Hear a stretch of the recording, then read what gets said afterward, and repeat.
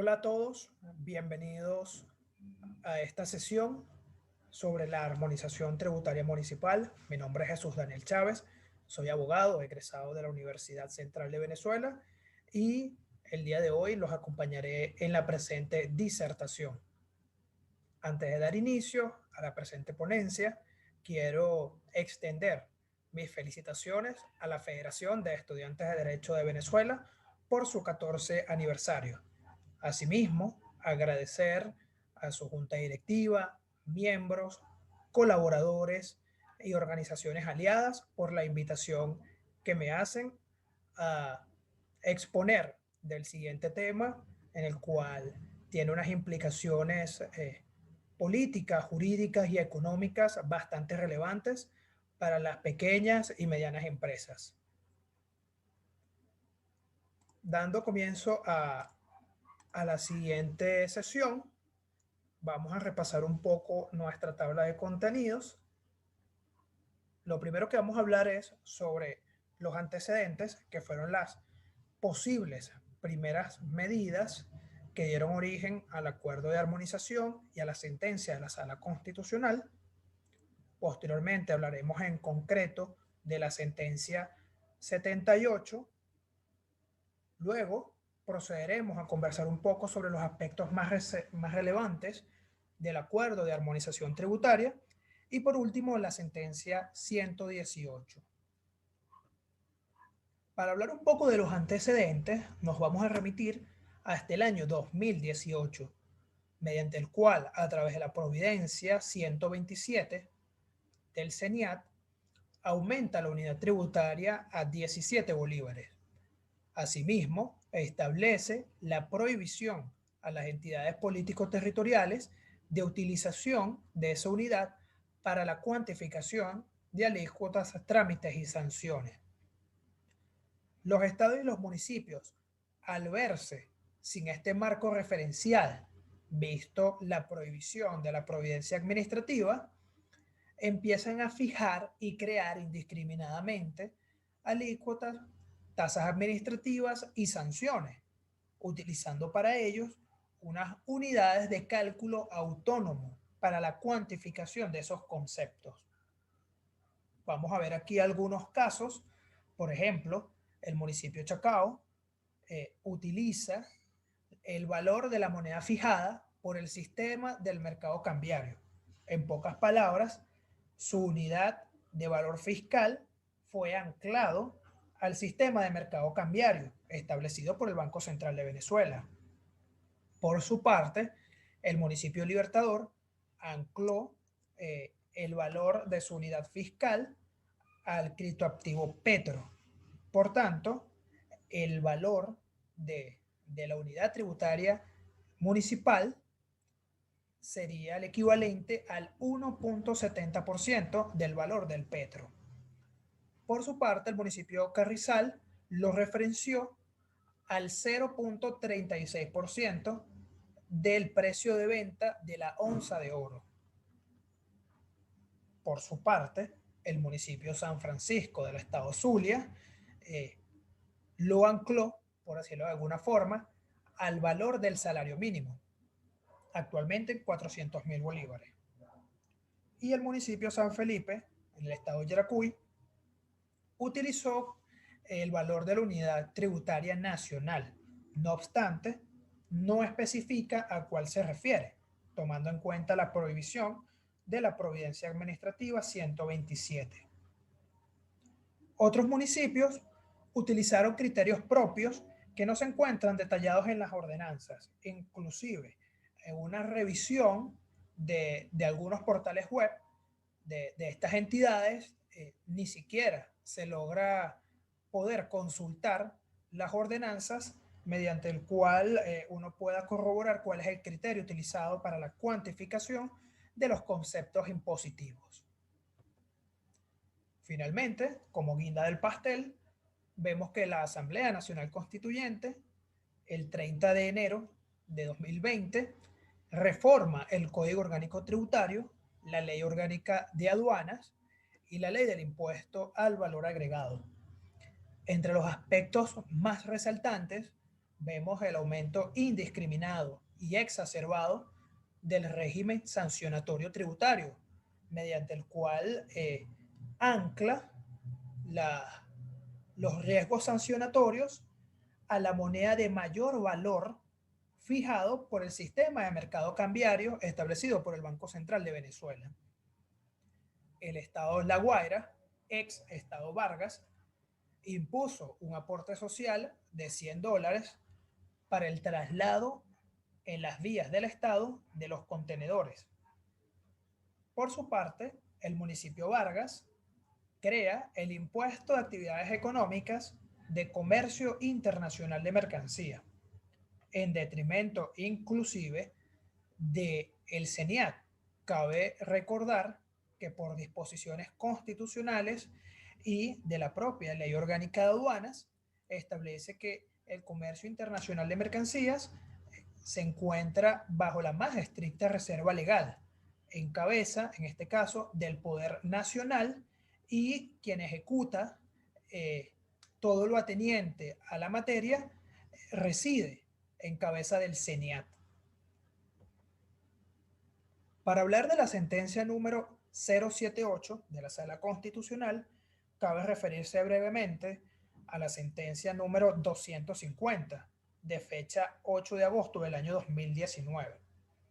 Básicamente, el abogado Juan Garantón Hernández interpuso una demanda de nulidad en conjunto con amparo cautelar contra dos ordenanzas. La primera de ellas, la de unidad de valor fiscal, y la segunda de convivencia ciudadana del municipio Chacao.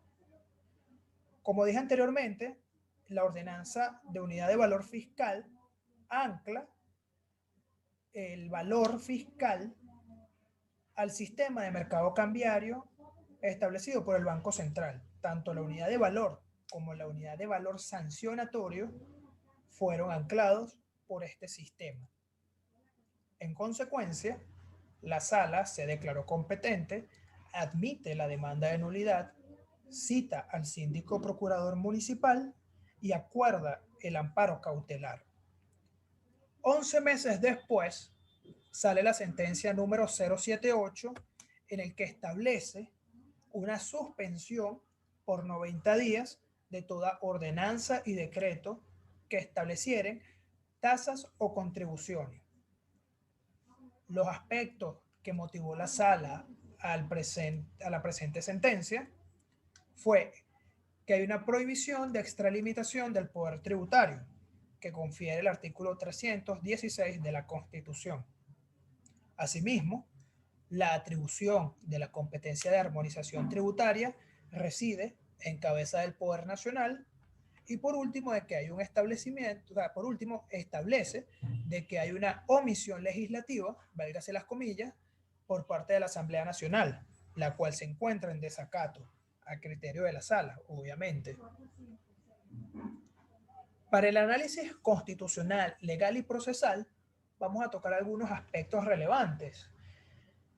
En principio, de separación de poderes fue completamente violentado. Aquí cabe resaltar que sin separación de poderes no hay o no puede haber Estado de Derecho. Por ende, que dicho principio forma parte de la columna vertebral de la constitucionalidad y del Estado de Derecho. Esta violación se materializa al quitarle competencias a la Asamblea Nacional para legislar la materia, a tenor de los artículos 153.13 y 187.1 de nuestra Carta Fundamental. Asimismo, vulnera la autonomía de los sujetos políticos territoriales en las materias atribuidas en la Constitución, a tenor de los artículos 164 y 179, que establece la facultad de los estados y municipios de recaudar. Asimismo, hay una violación del sistema tributario y monetario nacional, visto que se rompe con el principio de igualdad de las cargas públicas al pretender unificar los clasificadores y las unidades de cálculo, y deja de lado al Banco Central de Venezuela la función estabilizadora de la unidad monetaria local. Sobre esta última parte, cabe hacer énfasis que desde hace muchísimo tiempo se dejó atrás la función estabilizadora del Banco Central de Venezuela. Y esto podemos verlo de una forma más concreta, retomándonos hasta el año 2016, donde el Ejecutivo Nacional eh, decreta el estado de emergencia económica que hasta la presente fecha se mantiene vigente. Para finalizar con este segmento, vamos a tocar algunos vicios procesales y que más hacerlo con los vicios de ultrapetita y extrapetita. La primera de ellas se materializa porque la sala se extralimita, ordenando suspender toda ordenanza o decreto que estableciese tasas o contribuciones de carácter tributario. Y en segundo, porque se divorcia completamente del tema a decidir y hace extensiva la medida cautelar a todos los estados y municipios. No conforme la Sala Constitucional de admitir la demanda de nulidad y acordar el amparo cautelar en la sentencia número 250, se extralimita completamente porque ya no solamente esta suspensión versa sobre las dos ordenanzas anteriormente comentadas, sino que ya lo establece a toda ordenanza o decreto que estableciera tasas y contribuciones y a todos los estados y municipios del país. O sea, lo hace extensivo a todas las entidades político-territoriales. Obviamente, una arbitrariedad y un vicio procesal. Para hablar del acuerdo de armonización tributaria, vamos a repasar brevemente algunos aspectos relevantes dentro del contenido del acuerdo de armonización, propuesto en este caso por el Consejo Bolivariano de Alcaldes y Alcaldesas. En primer lugar, el contenido versa sobre la creación de un registro único de contribuyentes que a tal efecto aportaría el CENIAT con su sistema. También establece la prohibición de cobro de los tributos en moneda extranjera y el uso del petro para la cuantificación de trámites, alícuotas y sanciones. Un poco irónico tomando en cuenta que el valor del petro está anclado al barril de petróleo en el mercado internacional. Asimismo, se simplifica el clasificador de impuestos sobre las actividades económicas, distribuidos así en grandes sectores económicos y estableciendo mínimos y máximos tributarios. A su vez, hay una simplificación en la tabla catastral, haciendo una clasificación por tipos de zona y estableciendo como cuantificación de metro cuadrado a efectos del valor catastral medidos en petros. Y como aspecto relevante es que la suscripción del acuerdo fue realizado por 308 alcaldes, mediante los cuales 27 de ellos no se adhirieron. Para hablar de la sentencia número 118, cabe resaltar como punto previo la solicitud que hizo la vicepresidencia del área económica al momento de consignar el acuerdo de armonización tributaria. La primera solicitud o pedimento que solicita esta vicepresidencia es que haya un levantamiento de la medida cautelar en lo que respecta a impuestos marcados en la Constitución. Aquí nosotros pudiéramos presumir que la vicepresidencia del área económica no tenía conocimiento del alcance de la sentencia 078, cuando establece de manera inequívoca que la medida cautelar versaba de forma exclusiva y excluyente a tasas y contribuciones. No conforme con esto, la vicepresidencia del área económica solicita una fijación de parámetros cautelares a aquellos municipios que no se adhirieron al acuerdo de armonización y la fijación de un criterio de recaudación para el periodo de imposición mientras fuesen aprobadas las ordenanzas. En consecuencia, la Sala Constitucional estableció, para adecuar toda ordenanza que establecieran tasas o contribuciones, el lapso de 30 días. Asimismo, dichas ordenanzas debían ser remitidas al Ministerio de Economía y Finanzas a fines de que ellos pudieran comprobar de que la ordenanza con caracteres impositivos se adecuara al acuerdo de armonización tributaria propuesta por este Consejo. Asimismo, estableció 15 días a la notificación de la presente sentencia para que los no suscribentes manifestaran su adhesión al acuerdo. Una medida completamente desproporcional, visto que se le está privando del derecho a la defensa de esas entidades político-territoriales al oponerse o al establecer sus alegatos mediante el cual no se adhieren al acuerdo de armonización tributaria. Aquí podemos ver, obviamente, una arbitrariedad atroz. Haciendo un análisis constitucional, legal y procesal de esta sentencia, y en concreto también del acuerdo de armonización tributaria, podemos ver que son unas autoridades manifiestamente incompetentes, visto que les fue dotado al Consejo Bolivariano de Alcaldes y Alcaldesas competencias que no han sido atribuidas por la Constitución. La armonización es competencia de la Asamblea Nacional, mediante el cual goza de la más estricta reserva legal. Cabe destacar también que hay un órgano constitucionalmente dotado de algunas competencias de coordinación que ni siquiera fue utilizado, el cual es el Consejo Federal de Gobierno, tomando en cuenta que los estados y los municipios pudieron, mediante ese órgano, coordinar sus situaciones impositivas. A su vez, hay un principio que fue completamente violentado, que es el de legalidad tributaria, porque fija como referencia para la determinación del valor del inmueble por metro cuadrado un porcentaje que se determinaría en petros, en detrimento del artículo 175 de la Ley Orgánica del Poder Público Municipal.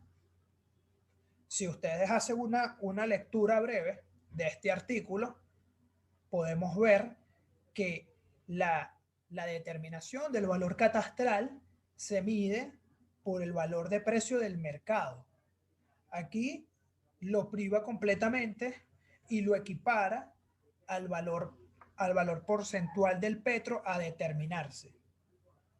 Y hasta la presente fecha, en ninguna de las dos sentencias establece de forma expresa de que ha habido una suspensión o que ha habido una derogatoria formal del capítulo quinto, sección tercera de la Ley Orgánica del Poder Público Municipal. Cabe destacar que este artículo mantiene plena vigencia porque no ha sido ni reformada ni derogada, ni mucho menos se le ha aplicado el control de constitucionalidad. Por último, ha habido una omisión de pronunciamiento por parte de la Sala Constitucional a las peticiones solicitadas por la Vicepresidencia del Área Económica a la entrega del acuerdo de armonización tributaria. Cabe recordar nada más, se solicitó el levantamiento de la medida cautelar, la fijación de parámetros cautelares y la fijación de los criterios de recaudación. Si ustedes hacen una revisión a la sentencia, podemos ver que ni siquiera se pronuncia sobre el pedimento que solicitó la Vicepresidencia del Área Económica. Para finalizar, vamos a dar un breve resumen y las conclusiones finales de esta ponencia. Vamos a remitirnos a la cronología.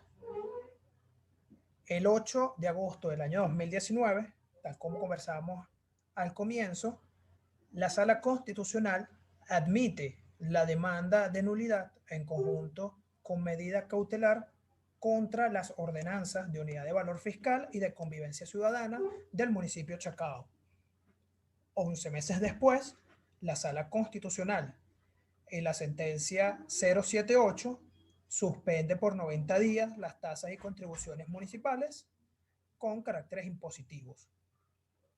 Posteriormente, el 29 de julio, 305 alcaldes suscriben el acuerdo y sus anexos. El 17 de agosto se presenta ante la Sala Constitucional el acuerdo de armonización tributaria consignado por la Vicepresidencia del Área Económica, y tan solo un día después, mediante sentencia express, por llamarlo de alguna forma, la Sala Constitucional ratifica el acuerdo y ordena la aplicación de estos criterios, estableciendo un lapso de 30 días continuos.